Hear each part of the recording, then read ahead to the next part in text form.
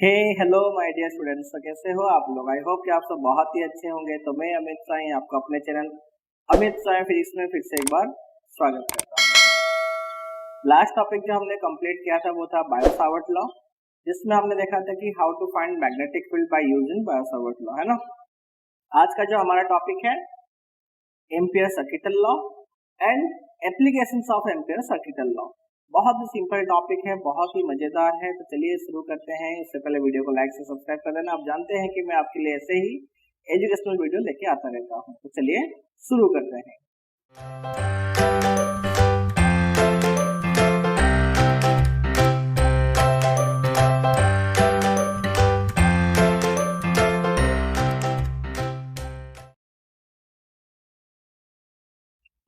Okay, तो आज का जो हमारा टॉपिक है जो एम्पियर सर्किटल लॉ है, ये क्या है? ये एक अल्टरनेट मेथड है किसका? बायो-सावर्ट लॉ का, या फिर तुम कह सकते हो कि मैग्नेटिक फील्ड फाइंड करने का ये मेथड है। सेकंड मेथड सपोज कर लो, ठीक है।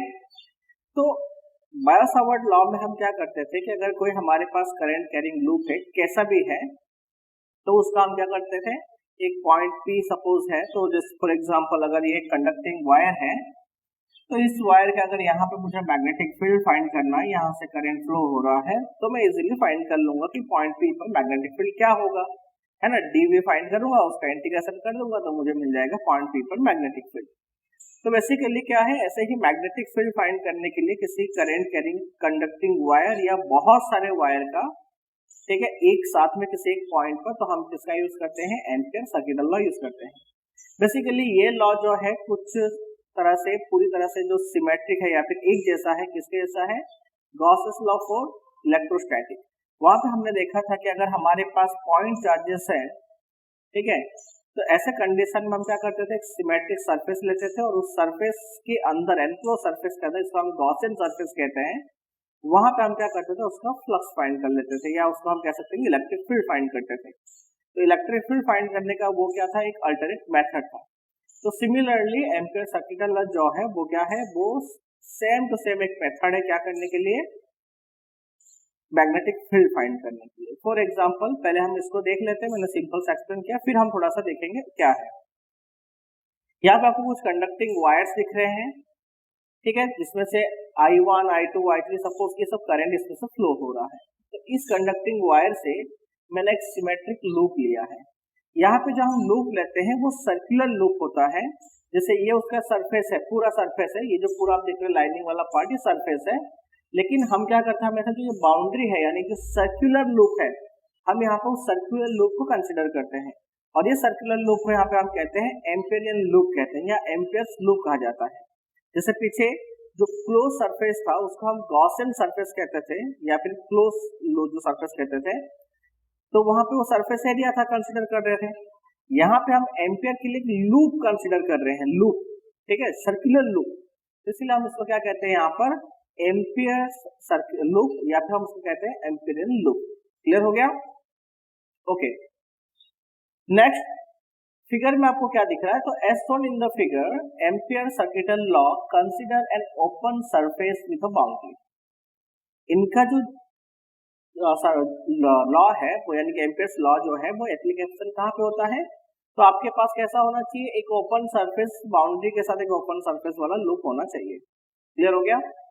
और ये जो बाउंड्री है उसी को हम यहाँ से कंसिडर करते हैं, या फिर हम कह सकते हैं कि यहाँ तो जो बाउंड्री है, जो सर्कुलर पार्ट है, वही हमारा मेन, या फिर हम कह सकते हैं एम्पियर लूप है। Next, the surface has current passing through it. Figure जो आपको यहाँ पे फिगर में दिख रहा है, इस फिगर के according the surface has current passing through it, we consider the boundary to be made of numbers of small line elements.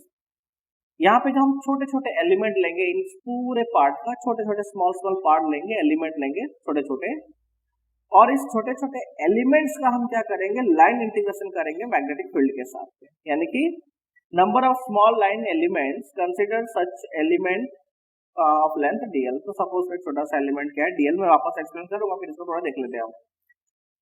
तो लॉ क्या कहता है? आप थोड़ा सा पीछे जाओ, क्या था?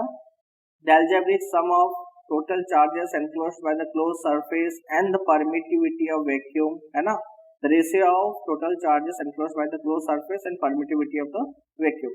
तो किसका इसका रेशियो था, एक क्लोज सरफेस का, एक बंद पृष्ठ का कुल आवेशों का बीजगणितीय योग था और शून्य अवकाश की परमिटिविटी है ना, परमिटिविटी ऑफ वैक्यूम, इन दोनों का क्या था, रेशियो था। इसको या फिर हम उसको क्या कहते हैं, इलेक्ट्रिक परमिटिविटी कहते हैं हम। क्लियर हो गया, म्यू एप्सिलॉन 0। तो यहाँ पे भी कुछ सेम लॉ है, हमें यहाँ पे कह रहा है the line integral of magnetic induction over an enclosed loop in a magnetic field is equal to the product of algebraic sum of electric currents enclosed by the loop and permittivity of vacuum, या फिर हम कह सकते हैं कि magnetic permeability of vacuum, या उसको हम कहते हैं मैग्नेटिक permeability।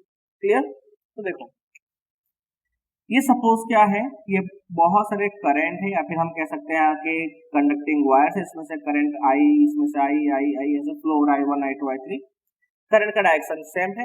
तो यहाँ पे लॉ हमें क्या स्टेट कर रहा है, तो B का जो इंटीग्रल है, यानी कि line integral of magnetic induction over the enclosed loop, ये क्या होगा, इक्वल टू किसके इक्वल है, product of summation of I means algebraic sum of total current elements या currents into mu zero means and permeability of vacuum or magnetic permeability of vacuum mu zero, where mu zero is equal to 4 pi into 10 raised to minus 7 Newton per ampere square। Clear, ये हमारा law है basically. अब आते हैं थोड़ा सा explanation पे। अब सपोज करो कि तुम्हारे पास दो कंडक्टिंग वायर है, एक ले लो ये और एक ले लो ये, ठीक है। ये सपोज टू कंडक्टिंग वायर है। सपोज करो एक वायर कुछ ऐसा है आपका, ये जो कैप के साइड अंदर है ऐसा, और एक वायर ऐसा है। आप यहाँ पे मोर देन वन भी ले सकते हैं। सपोज हम कुछ और भी वायर ले लेते हैं, मैं एक और ले लेता हूँ यहाँ पे, और एक मैं यहाँ पे एक और ले ले रहा हूँ, एक मैं यहाँ पे और ले ले रहा हूँ, यहाँ पे एक और ले ले रहा हूँ, ये सब चीजें हैं। एक और यहाँ पे ले लेते हैं, कुछ फर्क नहीं पड़ता, जितना चाहो उतना ले सकते हैं। तो जो आपको क्रॉस दिख रहा है ना, वो सारे अंदर के साइड में है, और जितने आपको यहाँ पे डॉटेड लाइन दिख रहे हैं वो बाहर के साइड है, कुछ वायर्स, ठीक है। अब यहाँ पे आता है कि हम कैसे लेंगे कौन सा वायर पॉजिटिव और कौन सा नेगेटिव, क्योंकि यहाँ पे हमें कह रहा है कि जो समेशन ऑफ आई है वो एल्जेब्रिक सम है, मतलब कि इसमें से कुछ जो है वो पॉजिटिव हो सकता है और कुछ जो पार्ट है या कुछ करंट जो है वो नेगेटिव में भी हो सकते हैं। तो इसमें से हम कौन से करंट को पॉजिटिव और नेगेटिव लेंगे, क्या करने के लिए, सपोज मुझे फाइंड करना है इस पॉइंट P पर, मुझे फाइंड करना है P को पॉइंट पर हमें फाइंड करना है कि मैग्नेटिक फील्ड कितना है। क्लियर। तो कैसे फाइंड करेंगे, तो ये लॉ हमें क्या हेल्प करता है, हमें हेल्प करता है कि मैं पॉइंट P को लेके क्या करूंगा, एक सिमेट्रिक लूप बनाऊंगा। इस लूप को हम कहते हैं यहाँ पे क्या, एम्पेरियन लूप या एम्पियर्स लूप भी हम कहते हैं इसको, ठीक है। तो ये जो क्लोज लूप हमने लिया है, ये क्लोज लूप कैसा होना चाहिए, वो सिमेट्रिक होना चाहिए, हाईली सिमेट्रिक होना चाहिए। तो ये लॉ बहुत ही इजीली, बहुत आसानी से एप्लीकेबल होगा। बट ये लॉ हमें ये भी कहता है कि ये किसी भी तरह का क्लोज लूप होगा, कोई भी तरह के सरफेस के लिए एप्लीकेबल हो सकता है, करंट कैरी कंडक्टिंग वायर के लिए। Clear, okay. तो ये है, और मुझे पॉइंट P पर क्या करना है, मैग्नेटिक फील्ड फाइंड करना है। अब दिक्कत आता है कि इसमें से कौन सा वाला पार्ट पॉजिटिव लूं आउटर साइड, या कौन सा वाला मैं नेगेटिव लूं यानी कि इनर साइड। तो हम कैसे लेंगे, तो सिंपली हम ड्रॉ करेंगे, कार्टेशियन का हेल्प ले लेंगे। कार्टेशियन में अगर मैं यहाँ पर कार्टेशियन ड्रॉ करता तो अंदर के साइड वाले करंट कौन सा होते हैं, नेगेटिव, और बाहर वाले कौन सा होते हैं, पॉजिटिव। अब कैसे कंसिडर करेंगे कौन सा नेगेटिव है कौन सा पॉजिटिव, यानी कौन अंदर है कौन बाहर, तो बहुत आसान है। मैं यहाँ पे क्या करूंगा, एक लूप का डायरेक्शन ले लूंगा। क्लियर हो गया, जैसे मैंने फिलहाल यहाँ पे लिया। लूप का डायरेक्शन क्या है, लूप का डायरेक्शन है ये, यानी कि ऐसा है लूप का डायरेक्शन। पीछे मैंने आपको बताया था ना राइट हैंड थंब रूल, तो लूप का डायरेक्शन कुछ ऐसा है। क्लियर हो गया, ये लूप का डायरेक्शन है। अब ये लूप के डायरेक्शन में अगर मैं ऐसे रखता हूं तो मेरा जो थंब है ना ये प्रेजेंट कर रहा है किसको, करंट के डायरेक्शन पे। तो ऐसे कंडीशन में जो अंदर जा रहा है उसको हम कंसिडर करेंगे नेगेटिव, और जो बाहर आ रहा है यानी कि ये साइड में है उसको हम ले लेंगे यहाँ पे पॉजिटिव। क्लियर हो गया। तो यहाँ पे जो समेशन ऑफ आई होगा इस कंडीशन में, सपोज ये I1, ये I2, I3, I4, I5, I6, I7 है, तो ये कंडीशन में I1 कैसा है इनर साइड, तो मैं ले लूंगा -I1, I2 कैसा है आउटर, तो हो जाएगा +I1, I3 कैसा है अगेन इनर, -I3, I4 कैसा है इनर, -I4, I5 कैसा है आउटर, तो +I5, सॉरी I5, I6 कैसा है आउटर, तो +I6, और ये फिर से इनर है -I6। तो इस तरह से हम क्या कर सकते हैं, समेशन ऑफ आई फाइंड कर सकते हैं। और डीएल सर्कुलर लूप है, तो डीएल के लिए हम उसका क्या करेंगे, इंटीग्रेशन करेंगे ओवर द लूप, तो हमें क्या मिल जाएगा 2πr मिलेगा, हम इजीली इसको सॉल्व कर सकते हैं। क्लियर हो गया। अब यहाँ पे कंडीशंस आता है हमारे एनसीईआरटी के अकॉर्डिंग कि जैसे यहाँ पे एक छोटा सा मैंने एलिमेंट लिया, क्योंकि डीएल तो स्मॉल एलिमेंट है ना, डीएल क्या है, तो हमने कहा consider a such element of length DL. तो इसका जो पूरा लेंथ है, जो क्लोज्ड लूप है, इसका एक छोटा सा क्या है, ये एक एलिमेंट है, एक छोटा सा पार्ट है, एक खंड है हिंदी में कहेंगे तो। अब इसका डायरेक्शन कैसा है, तो इसका डायरेक्शन ये है। जो मैग्नेटिक फील्ड है ना वो इसका टेंजेंशियल होना जरूरी है, तो हो सकता है कैसा, ये डायरेक्शन में हो सकता है। यहां पे अगर मैं एक एलिमेंट ले लूं, ठीक है, ऐसा, तो ये ऐसा हो सकता है। क्लियर हो गया। तो ये अलग अलग कंडीशन है, कैसा होगा, सो यहाँ पे हो सकता है बी जो है वो पैरेलल हो सकता है डीएल के, first condition B parallel to DL, तो मुझे क्या मिलेगा, B DL is equal to क्या मिल जाएगा, डॉट प्रोडक्ट है, so B DL cos theta, parallel तो थीटा कितना हो गया 0, तो मुझे मिल जाएगा बी डीएल। क्लियर। यहाँ पे कितना है, तो सेकंड पार्ट में मुझे मिल रहा है vector B perpendicular to DL मिल रहा है, यानी थीटा हो गया π/2, तो तुम्हें क्या मिलेगा, B DL cos theta means cos π/2, तो आंसर कितना हो गया 0। क्लियर हो गया। यहाँ पे तुम देख सकते हो ये कंडीशन में कैसा है, तो सपोज करो कि यहाँ पे मैग्नेटिक फील्ड ही नहीं है, यानी कि बी ही 0 है, तो भी तुम्हारा क्या मिलेगा, तो तुम्हें मिल सकता है कि बी डीएल, यहाँ पे तो बी ही 0 है ना, तो क्या होगा 0। और इन सभी कंडीशन में बी को हम क्या कहते हैं, कांस्टेंट मान के चलते हैं, और बी की वैल्यू को हम फाइंड कर लेते हैं, हम बी को इंटीग्रेशन से बाहर कर देते हैं। तो इस तरह से तुम क्या कर सकते हो, इसकी वैल्यू फाइंड कर सकते हो इजीली। और एनसीईआरटी हमें कह रहा है कि ये एप्लीकेबल होगा तो ही क्या होगा, एम्पियर सर्किटल लॉ एप्लीकेबल होगा, ऐसा नहीं है। किसी भी तरह का सिमेट्रिक अगर है, तुमने लूप लिया है, तो इसे हर जगह के लिए क्या है, Ampere circuital law easily applicable है। अगर आपको कुछ पॉइंट्स नोट करना तो कीजिए। हम एक एप्लीकेशन देखते हैं, लॉन्ग स्टेट कंडक्टिंग वायर, क्योंकि यहाँ पे जो वायर है वो इन्फिनिटी है, बहुत लंबा है, ठीक है, लॉन्ग है। तो ऐसे कंडीशंस में हम अभी अगला जो टॉपिक हम देखेंगे कि अगर हमारे पास एक लॉन्ग स्टेट कंडक्टिंग वायर है, तो इसके आउटर और इनर एग्जांपल में ऑब्वियसली है आपके एनसीईआरटी के टेक्स्ट बुक में, तो एक आउटर और एक इनर पॉइंट के लिए मैग्नेटिक फील्ड क्या होगा और कैसे उसको हम फाइंड करेंगे। जल्दी से इसको नोट करो 5 के काउंट्स में, तो हम नेक्स्ट टॉपिक को देखते हैं।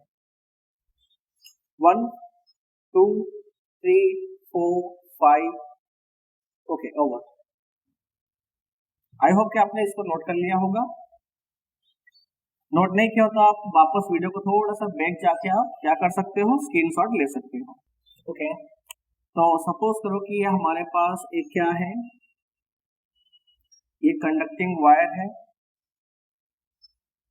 क्लियर, ये कंडक्टिंग वायर है,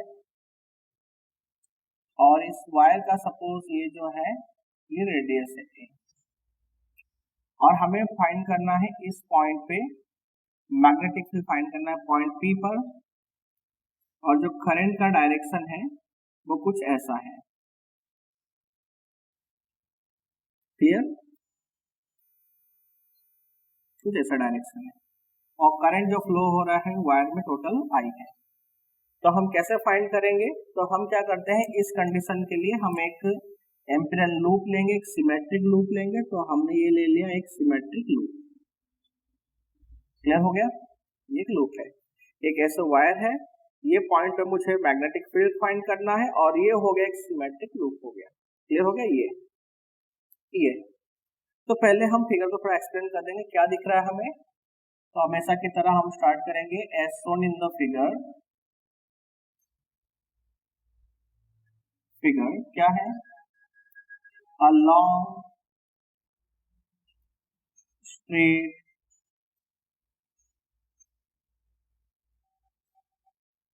conducting wire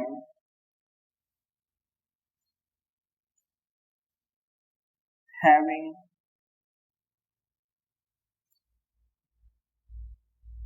radius of A is placed in a plane। ठीक है? Next, suppose the current flows through it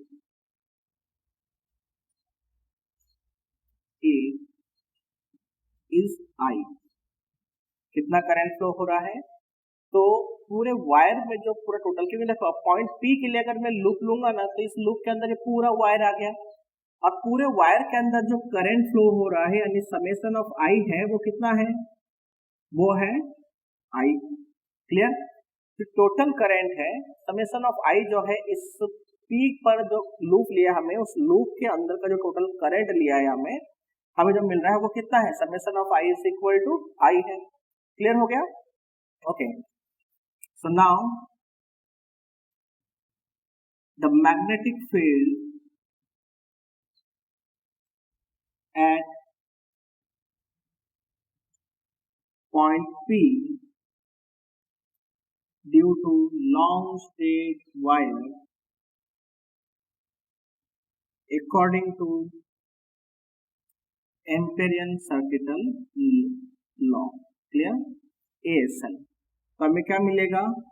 line integration of BDL is equal to mu 0 into summation of I. Clear? बहुत simple सा law है। तो हमें क्या मिल रहा है? तो B हमें फाइंड करना है, integration of DL is equal to कितना हो गया? तो सपोज कि पॉइंट P की जो डिस्टेंस है वो इसके सेंटर से कितना है? तो सपोज R है। क्लियर?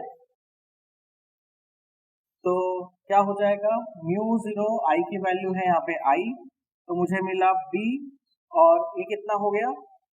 तो DL की वैल्यू हो गई 2 पाई R, क्योंकि यहाँ पे सर्कुलर लूप है और सर्कुलर लूप के लिए हमें मिल जाएगा उसका सर्कमफेरेंस और सर्कमफेरेंस यहाँ पे कितना है? 2 पाई R। बहुत सिंपल सा is equal to mu 0 I.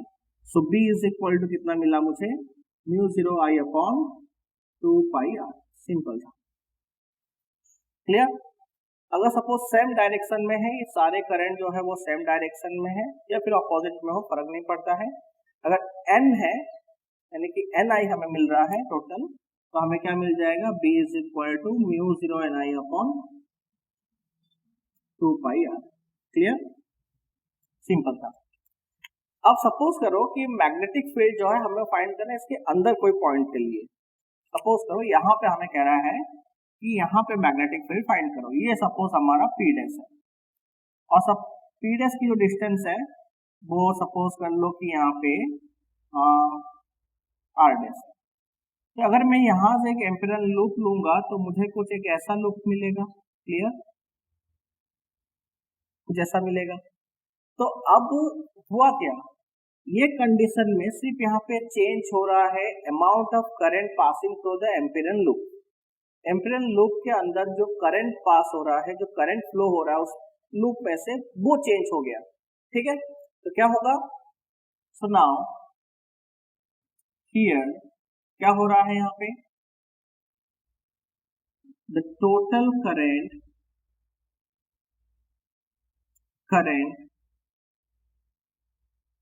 Passing per unit cross section is, क्या होगा, तो मुझे मिल जाएगा पर यूनिट क्रॉस सेक्शन के अंदर जो करंट पास हो रहा है यहाँ पे, उसी को हम क्या कहते हैं, करंट डेंसिटी। आपको थोड़ा याद हो तो मुझे यहाँ पे मिल जाएगा J is equal to I by A, यानी कि मुझे मिलेगा आई अपॉन, हमने रेडियस लिया है a, तो पाई a स्क्वायर।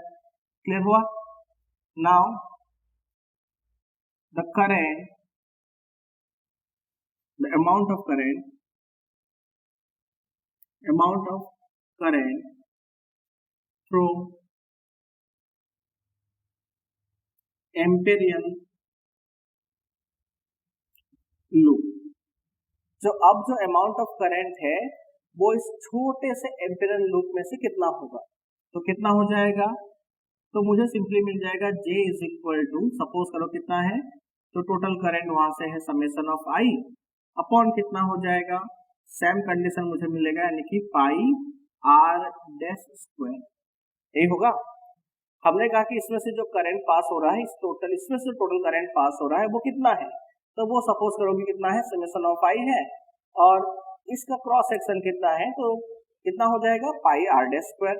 तो मुझे क्या मिला, summation of I is equal to J into pi r dash square. Clear. अब J की वैल्यू कितनी है, तो J है I upon pi a square into pi r dash square. Clear. Pi से पाई कैंसिल, तो हमें मिला I upon a square into are dash square. Equation number 1। ये अलग ही क्वेश्चन है, ये इनर पॉइंट के लिए, इसलिए हम उसको अलग से लिया है। ये जो पॉइंट है इसको आप सेफ लिख सकते हो, सेम टू सेम। ओके, अब हमें क्या करना है, पॉइंट P के लिए फाइंड करना है मैग्नेटिक फील्ड। इसके लिए पॉइंट P के लिए फाइंड करना है। क्लियर।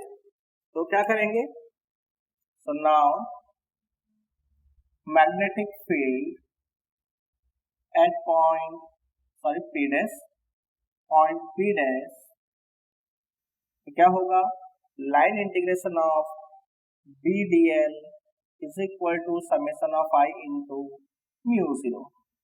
सो बी पॉइंट पी पर, इसमें हम पी डैश में फाइंड कर रहे हैं, ये हमारा सपोज पॉइंट पी के लिए था। क्लियर। तो हमें क्या मिलेगा, डीएल का लाइन इंटीग्रेशन मिल जाएगा, और समेशन ऑफ आई हमें पॉइंट पी डैश के लिए क्या मिला, so I upon a square into are dash whole square into mu zero. तो हमें क्या मिला, बी पी डैश आइडियल की वैल्यू कितनी होगी, सर्कुलर लूप ही है, तो ऑब्वियसली फिर से हमें मिलेगा 2 पाई आर। तो आंसर कितना हो गया, 2 pi r dash is equal to I upon a square into are dash square into mu zero. तो इससे ये कैंसल, तो हमें फाइनल आंसर क्या मिल रहा है, B P dash is equal to I upon 2 pi a square into mu zero into are dash. Clear. अब देखो, इस कंडक्टिंग वायर के आउटर पॉइंट के लिए हमें मैग्नेटिक फील्ड बीपी जो है वो प्रोपोर्शनल टू मिल रहा है 1 अपॉन आर, और इनर पॉइंट के लिए हमें मिल रहा है BP dash is equal to proportional to मिल रहा है हमें आर डैश। ये हमें याद रखना है शॉर्ट क्वेश्चन के लिए। ठीक है, बहुत ही सिंपल सा था। आउटर पॉइंट के लिए, यानी इसका मतलब ये है कि जब मैं इस कंडक्टिंग वायर के सेंटर से सरफेस की तरफ आऊंगा, तो यहां तक मुझे मैग्नेटिक फील्ड क्या हो रहा है, इंक्रीज मिल रहा है, यानी बढ़ रहा है। और जैसे ही कंडक्टिंग वायर के आउटर पॉइंट के लिए धीरे धीरे डिस्टेंस इंक्रीज हो रहा है, तो मैग्नेटिक फील्ड क्या हो रहा है, डिक्रीज हो रहा है, इनवर्सली प्रोपोर्शनल टू है। क्लियर। तो अगर मैं इन दोनों के बीच में एक छोटा सा ग्राफ ड्रॉ करूं, तो मुझे क्या मिलेगा, तो हम यहाँ पे हमें मिलेगा, हमें यहाँ पे क्या मिलेगा, तो आप यहाँ पे क्लियरली देख सकते हो कि ये हो गया सपोज आर, ये हो गया मैग्नेटिक फील्ड। इन दोनों का रिलेशन कैसा है, तो आप जब सेंटर से आ रहे हो तो आपको मैग्नेटिक फील्ड कैसा मिल रहा है, इंक्रीज मिल रहा है, यानी कि B प्रोपोर्शनल टू R मिल जा रहा है। कब तक मिल रहा है ये, जब तक ये R उसके सरफेस तक नहीं आ जाता है ना, यानी कि पॉइंट बी अगर आप सरफेस तक ले गए तो आपको क्या मिल रहा है, मैग्नेटिक इंक्रीज मिल रहा है। फिर ये इनवर्सली प्रोपोर्शनल मिल रहा है, यानी कि बी प्रोपोर्शनल टू 1/r, यानी डिक्रीज हो रहा है। क्लियर हो गया, बहुत सिंपल सा ग्राफ था। और कुछ ऐसा ही ग्राफ हमें मिला था कंडक्टिंग वायर के लिए भी, याद है आपको। तो इस तरह से आप क्या कर सकते हो, एम्पियर सर्किटल लॉ का अलग अलग कंडीशंस में यूज कर सकते हो। इसमें एक छोटा सा बड़ा इंटरेस्टिंग चीज है, आपको मिलेगा चैप्टर नंबर 8 में। 8 तक बने रहने के लिए वीडियो को लाइक शेयर और सब्सक्राइब करना, इसको नोट करके जरूर जाना, आपको काफी हेल्प मिलेगा।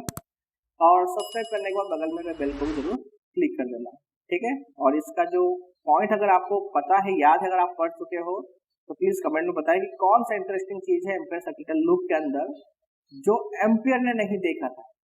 अगर आपको पता है तो कमेंट सेक्शन में कमेंट कीजिए। So thank you very much. और लाइक्स तो बनते ही हैं।